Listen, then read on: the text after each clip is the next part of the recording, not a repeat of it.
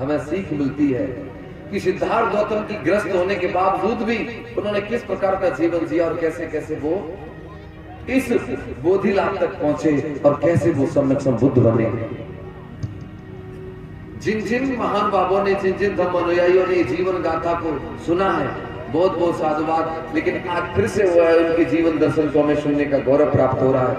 तो आप बड़े ही निर्मल चित्त के साथ भगवान बुद्ध के जीवन दर्शन को श्रवण करेंगे। बोलिए भगवान बुद्ध की दया हो, परम पूज्य बाबा साहब की दया। थोड़ा सा बोलिए, बढ़ाइए। बोलिए भगवान बुद्ध की दया, परम पूज्य बाबा साहब की दया। आइए हम पहले एक बहुत ही प्यारे धम्म गीत से शुरुआत करते हैं। उसके बाद जहाँ प्रसंग था वहीं से आगे के प्रसंग की ओर हम लोग चलेंगे और भगवान बुद्ध के जीवन दर्शन को सुनेंगे।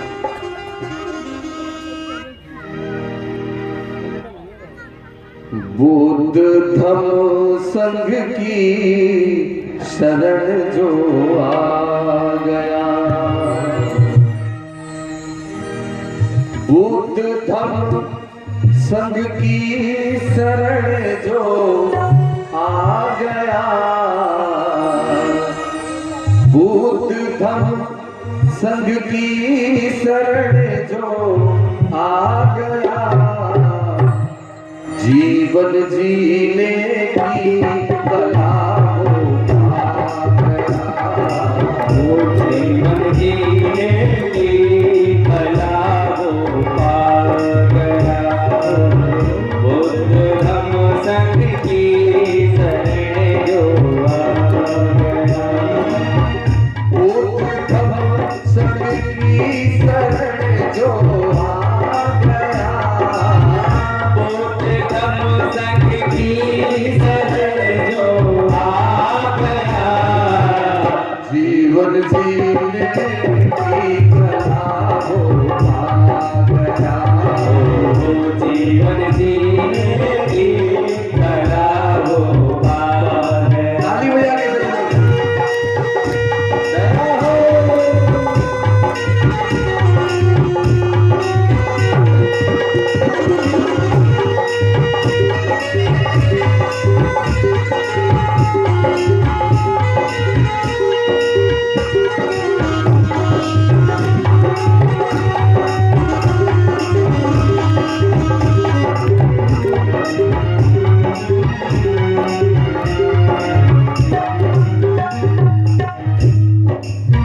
देखिए, यहाँ जितने भी श्रोतागण बैठे हैं जो बुद्ध धम्म संघ की शरण आए हैं, तो मेरा मानना है कि जितनी देर आप प्रांगण में बैठे हैं उतनी देर आपका मन प्रफुल्लित होना चाहिए।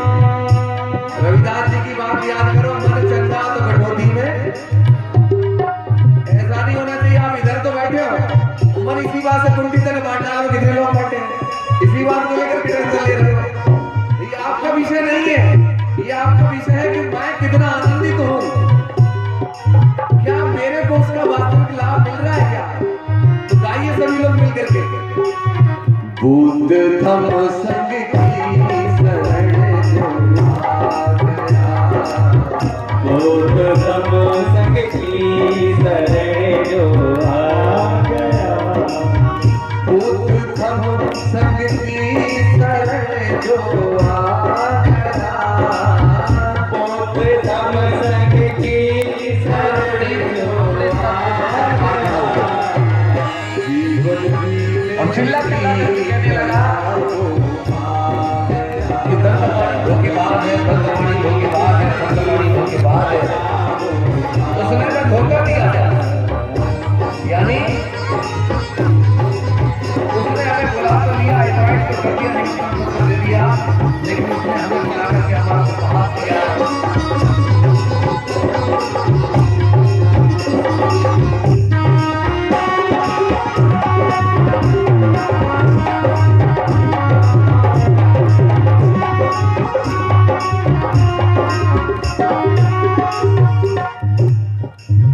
खा रहा था ठोकरे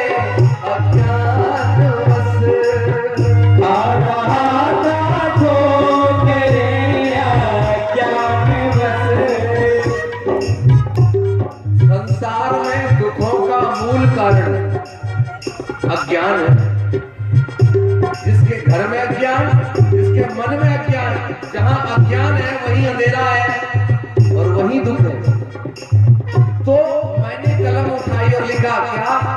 खा रहा था ठोकरे अज्ञान वश, खा रहा था ठोकरे अज्ञान वश, ज्ञान पाकर वो किनारा ज्ञान पाकर वो किनारा पा गया।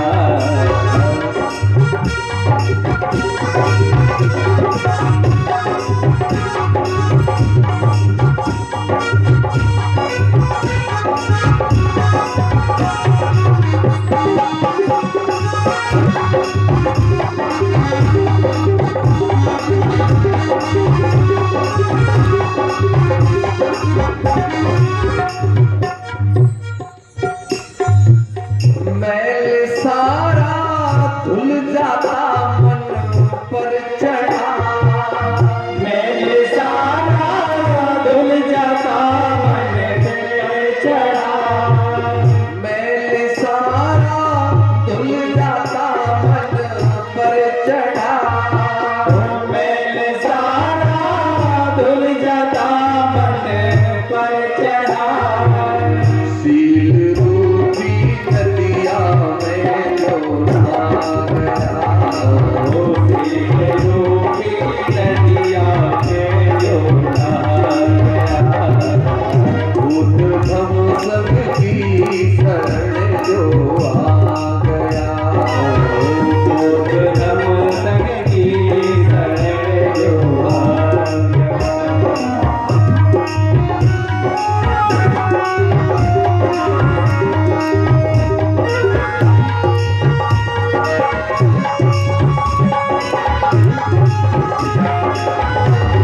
इनका प्रयास नहीं हो गए, गिर गए, अल्लाह से को दिया, सारी जनता नाना नारी के साथ हमारे सागर में जा रहा था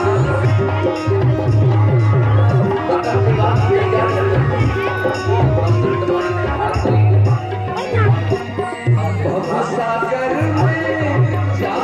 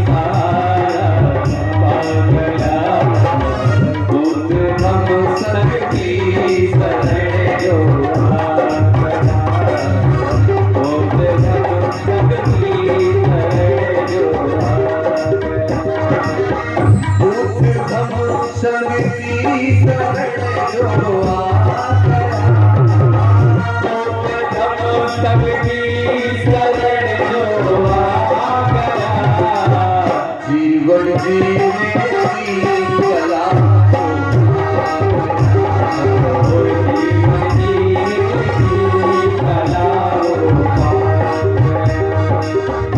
जीवन जीने की कला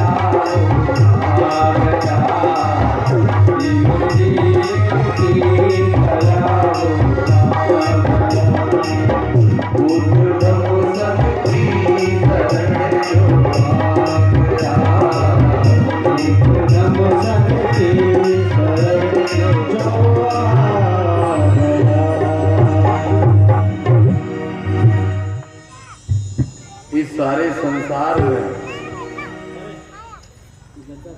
कल्याण के लिए तीन ही शरण है, बुद्ध की शरण, धम्म की शरण और संघ की शरण। जिस व्यक्ति ने बुद्ध धम्म संघ की शरण गही उसका संसार में कल्याण हुआ, वह इस भवचक्र से बचा। इस संसार में जो लोग जन्म लिए हैं, भगवान बुद्ध ने तो ऐसा भी कहा, सारा जीव जगत पतित है। यानी पल पल इंसान नीचे की ओर गिर रहा है, दुखों की ओर जा रहा है। पतित दो तरीके के होते हैं। एक पतित वह होता है जो नीचे गिरा तो उसे गिरने का एहसास हुआ कि मैं गिरा, तो गिरी हुई अवस्था से वो पुनः उठने का प्रयास करता, पहला पतित हुआ होता है। और दूसरा पतित हुआ होता है जो नीचे गिरा और जिसे गिरने का एहसास तक नहीं हुआ कि मैं गिर चुका हूं।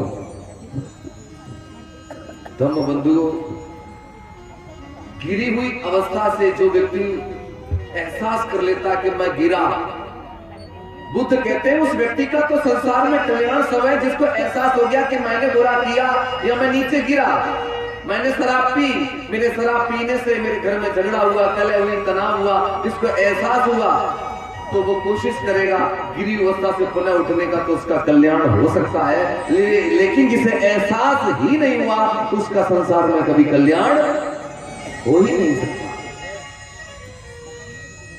गिरी हुई अवस्था से अगर उठा सकता है तो वो है बुद्ध धम्म संघ की शरण। मुझे अपना जीवन थोड़ा सा याद आता है, मैं थोड़ी दो बातें अपने जीवन की शेयर करूंगा। कि जब मैं शुरू में थोड़ा बहुत गा लेता था, किसी ज्ञान की शरण में नहीं था, किसी अच्छे व्यक्ति की शरण नहीं था, जैसे मैंने कहा ज्ञानियों की शरण।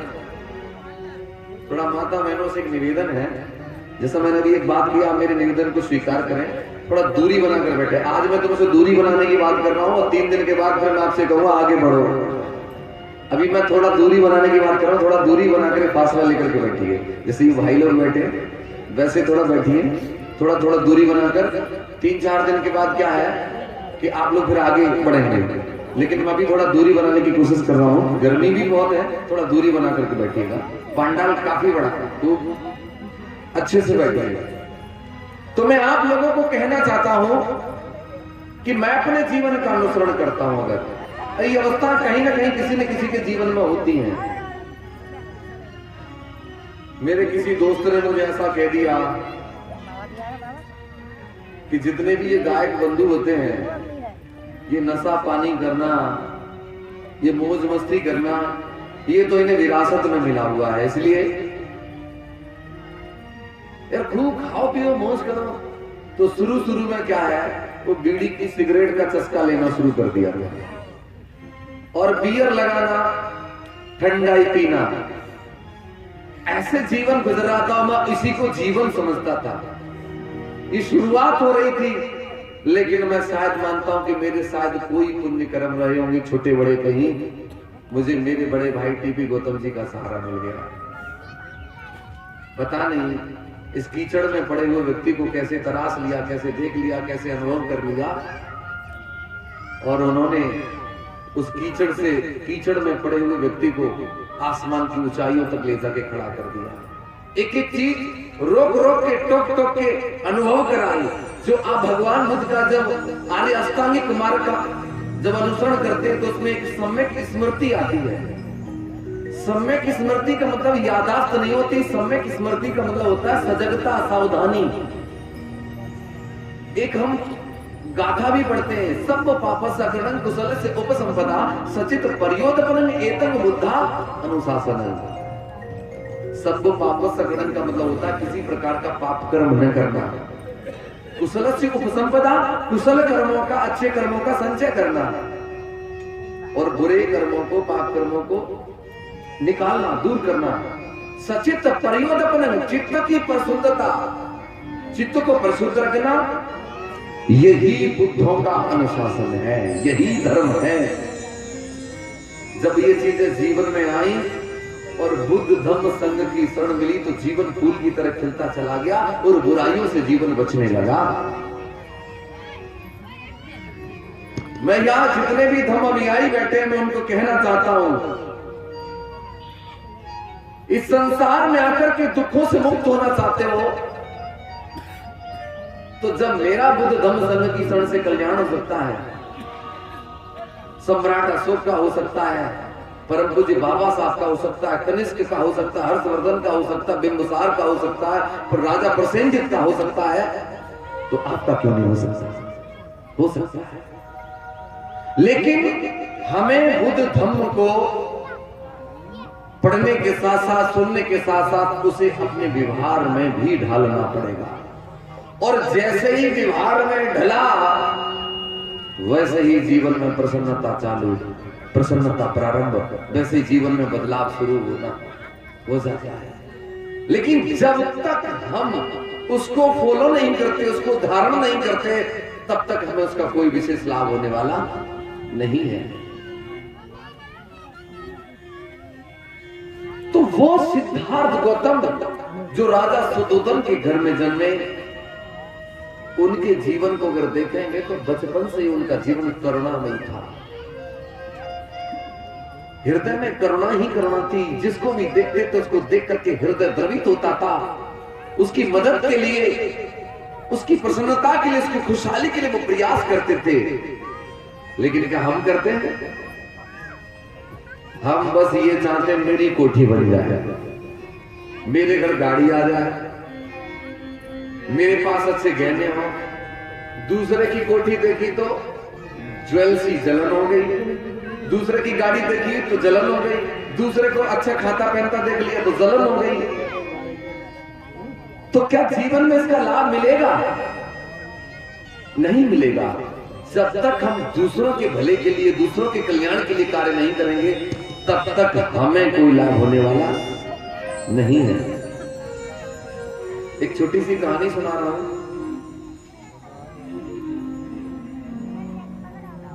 एक फैक्ट्री का मालिक था, उसके यहां पर बहुत सारे लोग, कारीगर लोग काम करते थे। एक दिन क्या हुआ, उसने छुट्टी कर दी और अपने सभी कारीगरों को बोला कि मैं एक प्रतियोगिता करने जा रहा हूं, आप सब लोग उस प्रतियोगिता में भाग लोगे और आप सादर आमंत्रित हैं। तो सारे कर्मचारी गण आए। जैसे ये पांडाल है, ऐसे एक बहुत बड़ा हॉल था। वो प्रतियोगिता क्या थी, उसने क्या किया, उस पांडाल में या उस घेरे के बीच में उसने जितने भी कर्मचारी आए थे उनके नाम का एक एक गुब्बारा, मतलब उसमें हवा भर के उसको फुला करके प्रत्येक व्यक्ति के नाम का गुब्बारा उसने, मतलब उस ग्राउंड में, उस हॉल के अंदर उस छोड़ दिया। दरवाजा बंद कर दिया और ये कहा कि मैंने जितने भी यहाँ पर कर्मचारी लोग हैं उनके नाम का बैलून गुब्बारा लिख करके मैंने अंदर डाल दिया है। प्रतियोगिता इस बात की है कि अभी ये गेट खुलेगा और आप सब लोगों को 5 मिनट का समय मिलेगा। आप लोग 5 मिनट के अंदर इस अंदर हॉल में प्रवेश करेंगे और प्रत्येक व्यक्ति को अपने नाम का बैलून, अपने नाम का गुब्बारा पकड़ना है, ढूंढना है, लेना है। सब लोगों को समझा दिया। दरवाजा खुला, गिनती शुरू हुई, घड़ी से लगाकर 5 मिनट दिए गए। सारे लोग हॉल में प्रवेश करते हैं। भगदड़ मच जाती है। कोई किसी के गुब्बारे के ऊपर गिरता, कोई किसी के गुब्बारे के ऊपर गिरता, किसी को मिलता, किसी को नहीं मिलता, किसी का फूट जाता, किसी का नहीं भी फूटता है। 5 मिनट के बाद देखा तो लोगों के लगभग हाथ खाली ही थे। किसी के हाथ में किसी के नाम का गुब्बारा नहीं। मैनेजर आया, क्यों भाई, आपको अपने अपने नाम का गुब्बारा मिला? तो सारे लोगों के हाथ खाली थे, लगभग गुब्बारे फूट चुके थे, सब हताश और निराश। तब मैनेजर ने कहा, मालिक ने कहा कि काश तुम लोगों ने अपने गुब्बारे को ढूंढने की बजाय जो गुब्बारा तुम्हारे पास आया था, जो तुम्हारे हाथ लग गया था, उसी को ले लेते और ये कहते भाई फलाने सिंह तुम्हारा गुब्बारा मेरे पास है। तो वो व्यक्ति तुम्हारे पास आता चल करके, तुम उसका गुब्बारा उसे देते तो तुम्हारे नाम का भी किसी के पास होता, वो भी चल करके तुम्हें देने आ जाता। तुम्हारा गुब्बारा तुम्हारे पास चल के आ जाता जब तुम किसी दूसरे का देते तो। असल जिंदगी में भी यही है। हम लोग कहते हैं सुखी नहीं है, हमने देना नहीं सीखा। चाहे वो खुशी हो, भोजन हो, पानी हो, पैसा हो, दौलत हो, जो चीज हमने बांटी, जो चीज हमने दी, वो चीज लौट करके हमारे पास आई। लेकिन हम ऐसा जीवन में करें तब ना। मैं ये चाहता हूं हर कार्य की शुरुआत छोटे से होती है। जब हम पैदा हुए तो हम छोटे थे, धीरे धीरे करके हम बड़े हुए। कोई भी पेड़ होता है पहले नन्हा सा बीज होता है, फिर पौधा निकलता है, धीरे धीरे करके बड़ा होता है। मकान भी जब बनाते तो पहली ईंट रखी जाती, धीरे धीरे करके बिल्डिंग खड़ी होती है। मैं चाहता हूं अपने जीवन की शुरुआत धीरे से करें, छोटे से करें, लेकिन शुरुआत जरूर करें। अगर किसी को भोजन नहीं खिलाया तो खिलाने की आदत बनाए, किसी को पानी नहीं पिलाया तो पिलाने की आदत बनाए, किसी को 5 रुपया दान नहीं किया तो देने की आदत बनाए। कहीं ना कहीं अगर हमने कोई चीज बोई है तो लौट करके हमारे पास आएगी जरूर। वरना अगर हमने दूसरों का नुकसान करना शुरू किया है, दूसरों का अहित किया है, तो हर कंडीशन में अहित बोया है तो हमारा भी अहित ही होगा। तो सिद्धार्थ गौतम बचपन से करुणामयी थे, उनका हृदय करुणामयी था और वो बचपन से ही हमेशा दूसरों के भले के लिए कार्य करते थे। लेकिन सिद्धार्थ गौतम जब धीरे धीरे करके बड़े हो रहे थे, उनके बेटे के बारे में ऐसा बोला जाता था, कहा जाता था, असित मुनि भी कह करके गए थे कि तुम्हारा बेटा अगर घर में रहेगा तो चक्रवर्ती सम्राट राजा बनेगा, अगर तुम्हारे बेटे ने घर परिवार छोड़ दिया तो आगे चल करके यही बेटा सम्यक संबुद्ध बनेगा और बुद्ध बनकर के सारे जगत का कल्याण करेगा। तो राजा को चिंता थी बेटा कहीं वैरागी ना हो जाए। तो राजा सुदोधन चाहते थे कि मेरे बेटे की शादी हो जाए, विवाह हो जाए, और अगर बेटा वैवाहिक बंधन में बंध गया तो फिर मुझे नहीं लगता कि वो वैरागी बनने के बारे में सोच भी पाएगा। तो मैं आप लोगों को उनके विवाह की जीवन गाथा पर थोड़ा प्रकाश डालते हुए आगे पर बढ़ रहा हूं। एक बार सभी लोग ऊंची बात में बोलिए भगवान बुद्ध की दया, परम पूज्य बाबा साहब की दया। आइए उनके जीवन की गाथा सिद्धार्थ गौतम का विवाह में आप लोगों के बीच में रखता हूं। सिद्धार्थ का विवाह हुआ कैसे तुमको आज बताते हैं, और सुनना दे जरा ध्यान बंधुओं, आगे का जिक्र सुनाते हैं, आगे का जिक्र सुनाते हैं, आगे का जिक्र सुनाते हैं।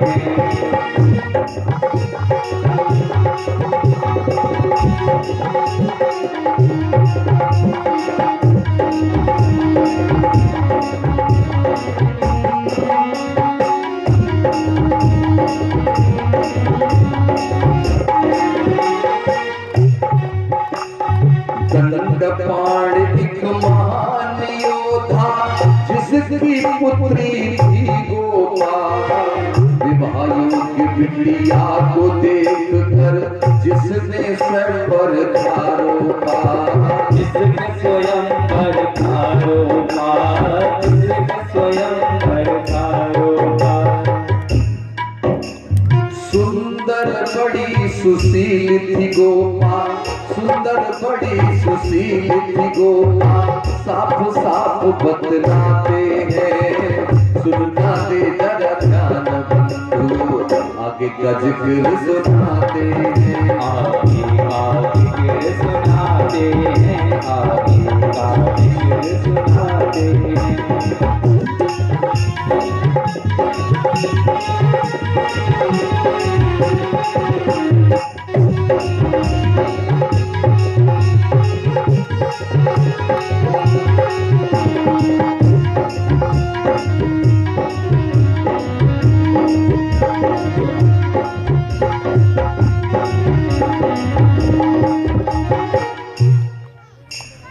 देश विदेश में दंडपाण ने सबको निमंत्रण भेज दिए, पाके सूचना सुदोधन भी मन में अति प्रसन्न हुए, मन में अति प्रसन्न हुए, मन में अति प्रसन्न हुए।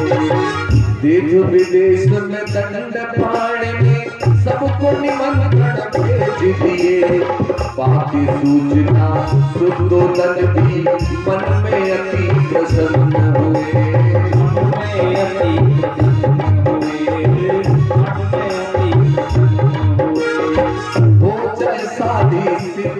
भारत की हो जाए शादी सिद्धार्थ की, सोच के सब हर्षाते हैं, सुनना दे करना आगे का जिक्र सुनाते हैं, आगे का जिक्र सुनाते हैं, आगे का जिक्र सुनाते हैं, आगे का जिक्र सुनाते हैं, आगे का जिक्र सुनाते हैं। राजा सुदोधन का एक सेनापति था जिसका नाम था दंडपाणी, और दंडपाणी की बेटी जिसका नाम था यशोधरा। जब धीरे धीरे करके बड़ी हो गई, शादी के योग्य हो गई, तो दंडपाणी को चिंता हुई कि मैं अपनी बेटी का मतलब विवाह करूंगा। तो उस समय ऐसी परंपरा थी कि जब बेटी का विवाह होता था तो लोग स्वयंवर की व्यवस्था करते थे, स्वयंवर की रचना करते थे। तो दंडपाणी ने भी अपनी बेटी के लिए एक स्वयंवर रचाया, जिसमें सभी बराबर के वीर पुरुषों के यहाँ पर, राजाओं के यहाँ पर निमंत्रण भेज दिया, और एक निमंत्रण राजा सुदोधन के घर भी आया। जब निमंत्रण राजा सुदोधन को मिला तो राजा सुदोधन बड़े प्रसन्न और बड़े पुलकित हो गए। उन्होंने क्या किया, अपने बेटे सिद्धार्थ को बुलवाया और कहा कि बेटा, हमारा सेनापति दंडपाणी अपनी बेटी यशोधरा का स्वयंवर रचा रहा है। उसकी बेटी बड़ी सुंदर है, गुणवान है, उसका विवाह बड़ा हो गया। हम ये चाहते हैं कि तुम स्वयंवर में जाओ और दंडपाणी के बाद है, दक्षिणी के बाद है, वर्णपाणी के बाद है। उसने हमें धोखा दिया था। जब पिताजी ने अपने बेटे से ये बात कही, उसने हमें बुला तो लिया, शादी करना चाहता हूँ, पिताजी शादी कर रहे हैं। लेकिन यहाँ दूसरे तरीके से रिएक्शन हुआ। सिद्धार्थ गौतम कहने लगे, क्या कह रहे पिताजी, शादी? बोले ना, मैं शादी नहीं करना चाहता, मैं शादी के बंधन में नहीं बनना चाहता। वो अपने पिताजी को कहने लगे, ये संसार के शारीरिक सुख भोग,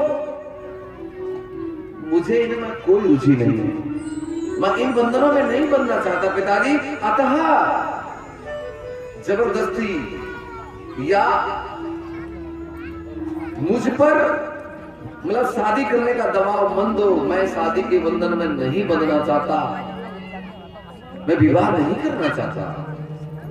जब बेटे ने इतनी बात कही तो माताओं, बहनों, सज्जनों, राजा सुदोधन का हृदय दुखी हो गया। कहने लगे, बेटा, ये तुम क्या कह रहे हो, तुम शादी नहीं करना चाहते? अरे तुम हमारे बड़े बेटे हो, और बड़े बेटे होने के नाते तुम्हारा ये नैतिक दायित्व बनता है कि तुम पहले विवाह करो, और फिर हम वृद्धावस्था की ओर जा रहे हैं। अगर तुम शादी नहीं करोगे तो ये राजपाट राजगद्दी को कौन संभालेगा? हम चाहते तुम विवाह कर लो, और विवाह करने के बाद ये राजपाट संभालो। लेकिन बेटा एक ही बात कहता है, क्या कि मोहि न भावे,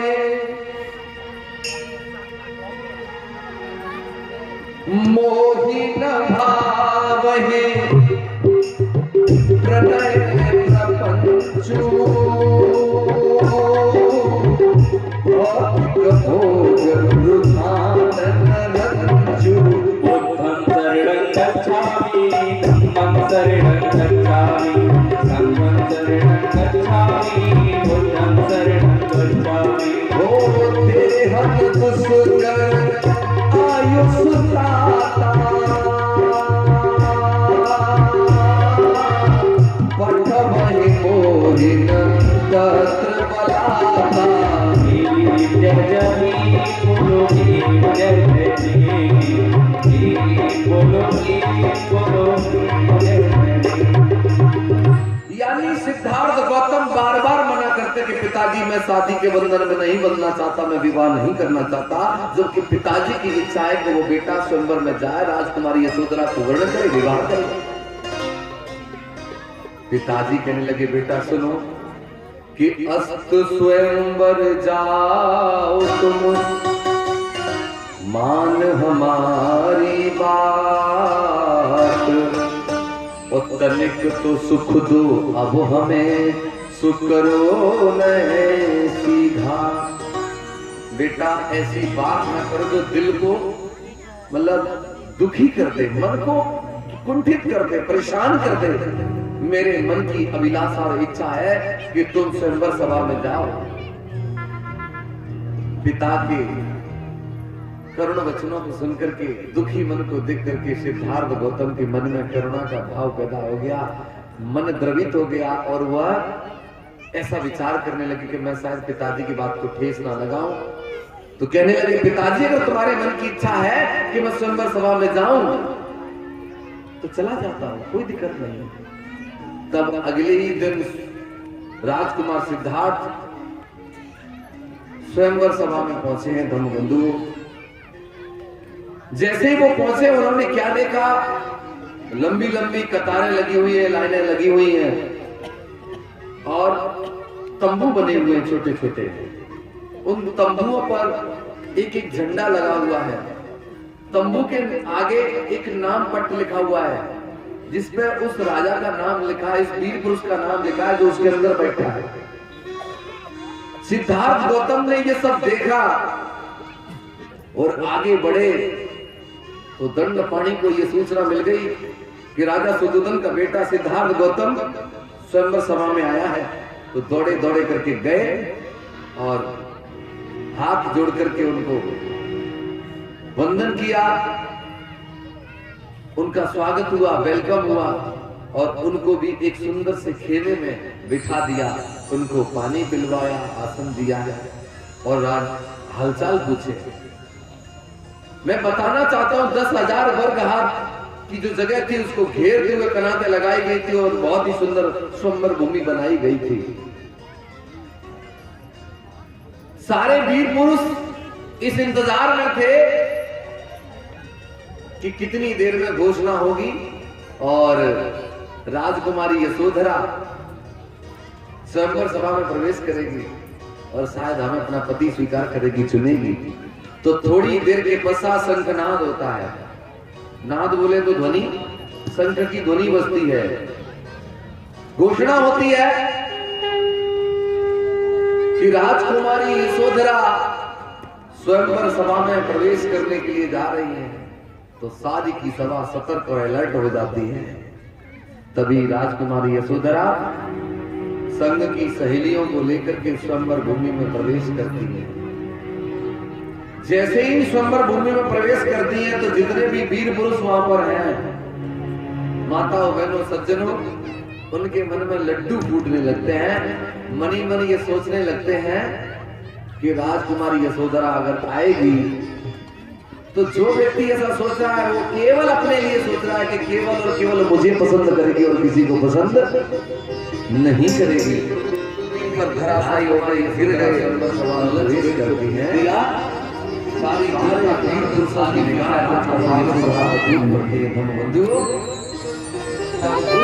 राजकुमारी यशोधरा बहुत ही सुंदर पोशाक पहने हुए स्वयंवर सभा में सहयोग के साथ लेकर के आई है। तो कवि ने वर्णन किया उनकी सुंदरता का कि चमक चमक चांद सच्चे चमके और चमके सोने से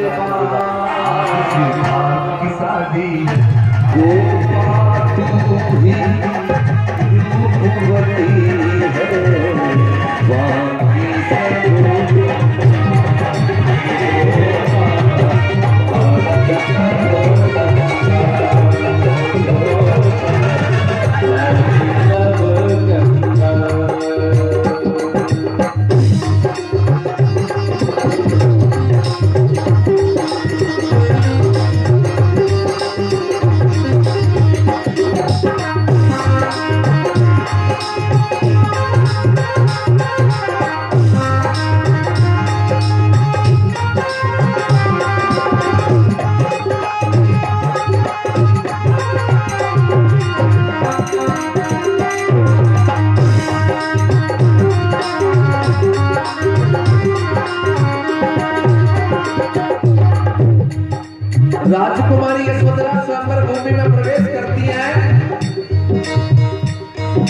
वीर पुरुष उनको टकटकी लगा करके देख रहे हैं। क्या लिखा कवि ने? तू चलती है तो लगता है हिरनी भी शर्माए। हो तू चलती है तो लगता है हिरनी भी शर्माए। लटे गिरे तो तेरी गोपा काली घटा सिखाए। हो लटे गिरे तो तेरी गोपा काली घटा सिखाए। उठे कर तेरी गोपा लगे गली मुस्काए। तेरी गोपा लगे गली मुस्काए। तू जिसको मिल जाए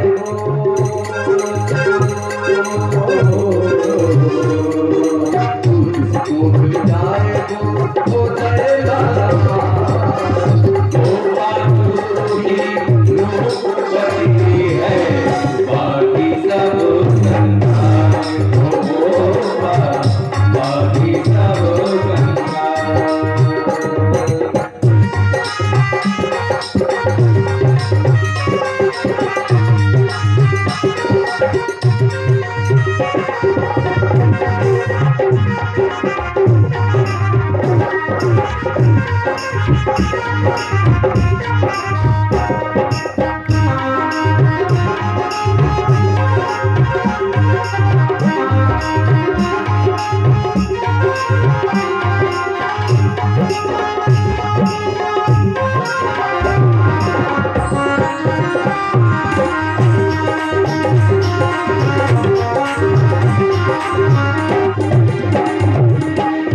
राजकुमारी यशोधरा धीरे धीरे करके आगे की ओर बढ़ रही है। जो मंच पटल बने हुए हैं जिसके सामने जाती है और थोड़ा सा भी मुस्कुरा देती है तो वो ये सोचने लगता है वीर पुरुष के शायद यशोधरा मुझे पसंद कर रही है और ये माला मेरे ही गले में डालेगी। लेकिन यशोधरा मुस्कुरा तो देती है लेकिन आगे बढ़ जाती है तो वो वीर पुरुष निराश हो जाता है। आगे वाले की उम्मीद बढ़ जाती है, वो सोचने लगता है कि इसे तो फेल कर दिया, अब शायद मुझे अपना पति चुनेगी। यशोधरा आगे की ओर बढ़ रही है धीरे धीरे करके। तब कवि ने लिखा सुंदरता की जग में गोपा तू ही तो है सूरत। और सुंदरता की जग में गोपा तू ही तो है मूरत।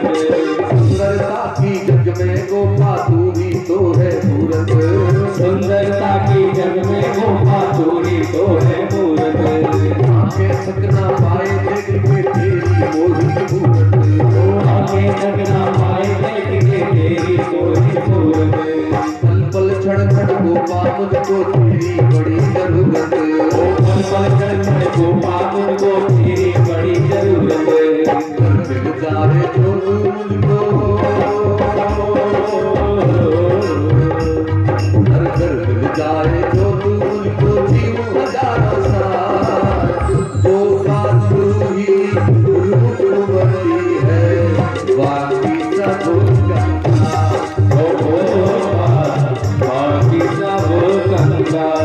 ओ गोपा बाकी सब गंगा। ओ गोपा बाकी सब गंगा। चांद तेरा सबके चांद से चेहरा सबके सबके कौन से बाहर। गोपा तू ही रूपवती है बाकी सब गंगा। ओ गोपा बाकी सब गंगा। ओ गोपा बाकी सब गंगा। ओ गोपा बाकी। राजकुमारी यशोधरा धीरे धीरे करके आगे बढ़ रही है। लेकिन एक बात मैं बताना चाहूं, यशोधरा की मां ने स्वयंवर सभा में आने से पहले एक बात और कह दी थी कि बेटा तू यशोधरा स्वयंवर सभा में तो जा रही है, उसमें बहुत सारे वीर पुरुष आए हैं, एक आया होगा राजा सुदोधन का बेटा सिद्धार्थ गौतम। तू उनमें से किसी को भी अपना पति चुन लेना, स्वीकार कर लेना, लेकिन सिद्धार्थ गौतम को अपना पति मत चुनना, क्योंकि उसके बारे में ऐसा कहा जाता है कि वो बैरागी हो जाएगा, सन्यासी हो जाएगा। अगर वो बैरागी हो गया, सन्यासी हो गया बेटा, तो तेरी जिंदगी खराब हो जाएगी। इसलिए तू किसी से भी शादी कर लेना, लेकिन सिद्धार्थ गौतम को अपना पति नहीं चुना। तो राजकुमारी यशोधरा धीरे धीरे करके वीर पुरुषों को जो मंच पटल पे बैठे हैं धीरे धीरे करके देखती हुई आगे बढ़ रही है। उसे कोई पसंद नहीं आ रहा। आगे को जब बढ़ती चली जा रही है माता बहनों सज्जनों, तो चलते चलते उस तंबू के सामने आ गई जिसमें सिद्धार्थ गौतम विराजमान थे बैठे थे। ताम्र वर्ण की पोशाक, घुंघराले काले काले बाल, माथे मुकुट, बहुत ही सुंदर। कवि ने यहाँ विनीत विक्रम सिंह ने लिखा है कि मोय सुधा मद धोय मुख विधि धोवन धरली, कछु कमलन कछु किसकनु कछु गुलाबन दी। यानी राजकुमार इतने सुंदर है मानो प्रकृति ने कुदरत ने पहले अमृत से उनको मोया हो, फिर शराब से उनको धोया हो, और जो धोवन बचा हो वो धोवन उसका छिड़काव संसार में कर दिया गया हो। पेड़ों को, पुष्पों को, कलियों को चारों तरफ उसको बांट दिया गया हो।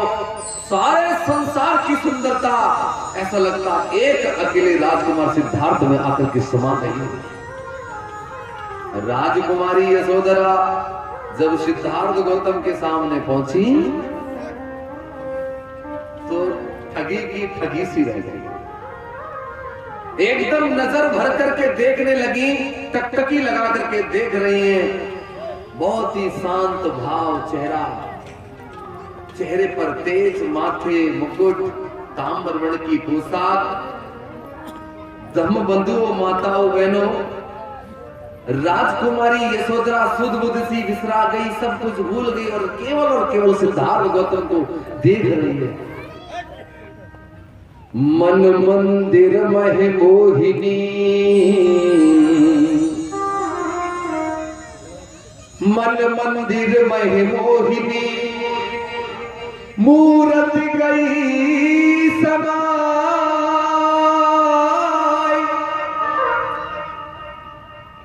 बढ़ भी न आगे पाँव, सुगोर गई गौआ।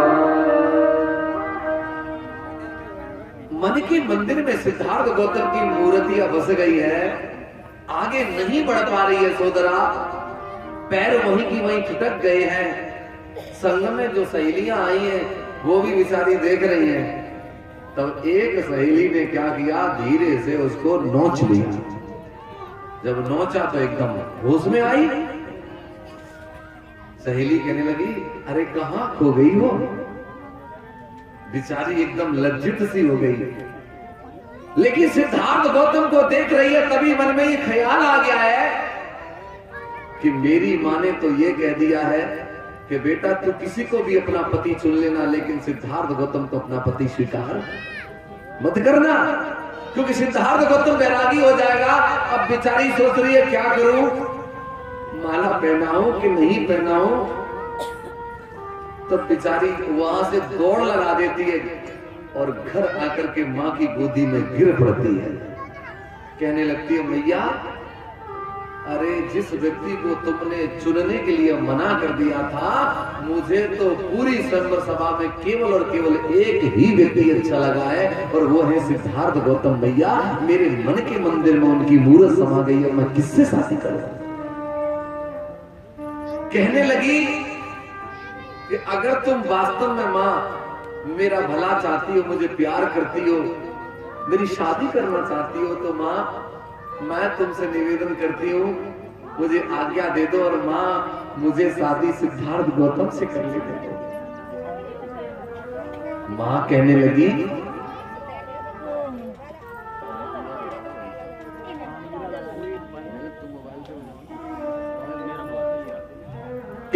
कि माँ मुझे शादी सिद्धार्थ गौतम से करनी है, माँ तुम मुझे सिद्धार्थ गौतम के विवाह करने की अनुमति दे दो। माँ कहने लगी, बेटा पागल मत बनो।